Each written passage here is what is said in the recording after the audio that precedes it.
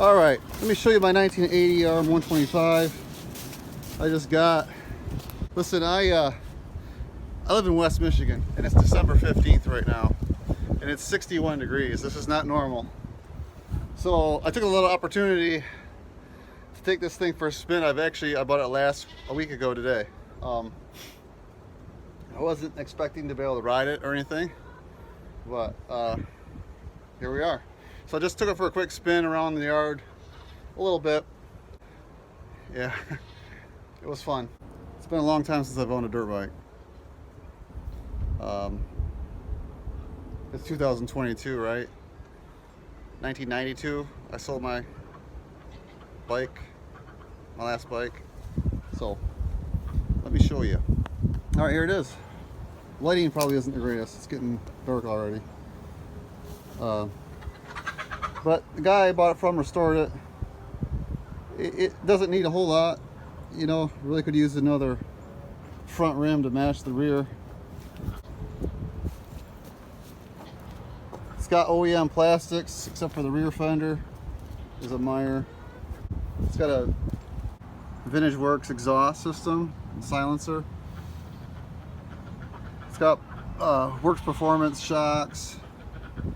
The engine was rebuilt by Eric Gore Racing, and they chromed the cylinder liner. I'm gonna try and start this bad boy by holding my phone, camera.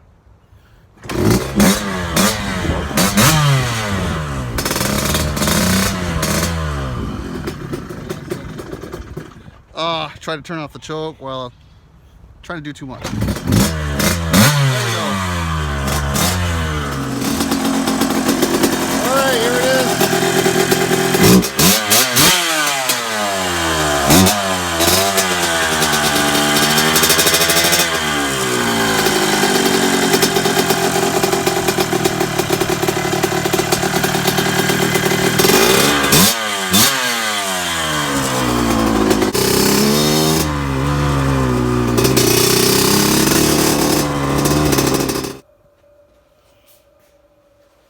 All right, here it is in the shop. A couple things that I'd still like to do to it. I mentioned earlier about the wheels not matching.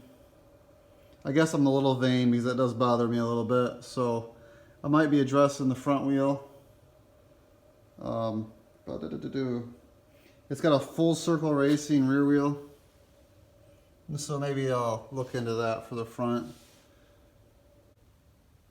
I do need to fix the Kickstarter. It's sloppy. I'm sure this is egg shaped, and I got a lathe and a mill, so I'll make a bushing for that and press it in there, ream it out, press it in there, and we'll get that tightened up, because it is funky when you're trying to kick it and it moves too much this way. It makes it for a little awkward. Let me show you something. Some details that some people overlook, but not Uncle Jesse. Bolts, you can't have a bolt stick out like that.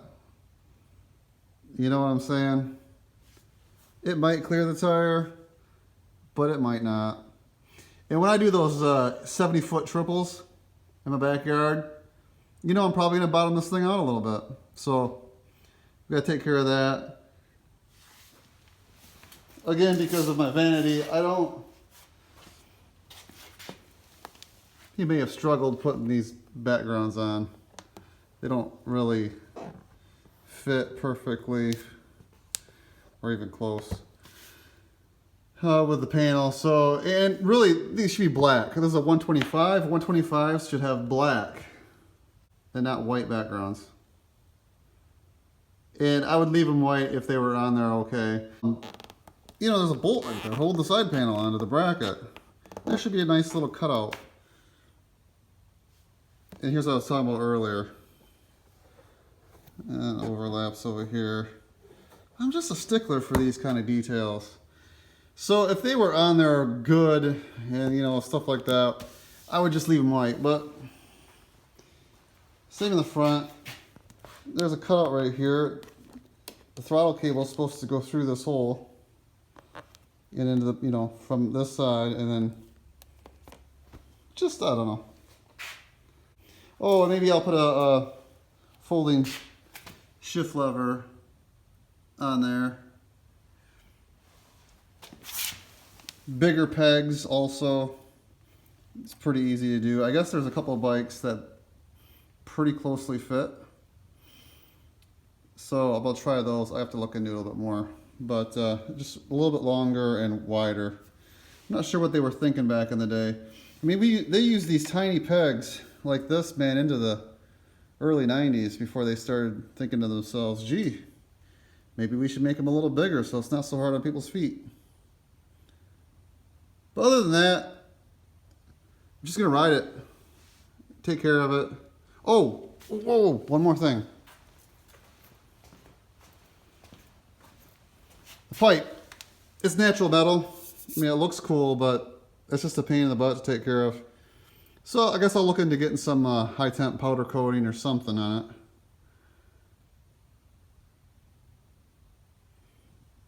it. The rear swing arm was powder coated, so that's nice. Looks good.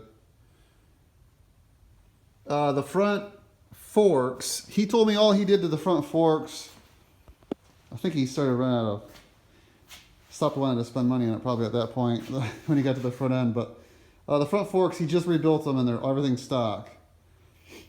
And so they're a little lightly sprung. You know, and these bikes were made for, you know, 140, 150 pound kid. I weigh a little bit more than that. So the back is set up for, he said he's 190 pounds. So that's what he set the back up for, those springs. So I'm close to that. I'll probably, you know, be 195, 200. And so I might get heavier springs.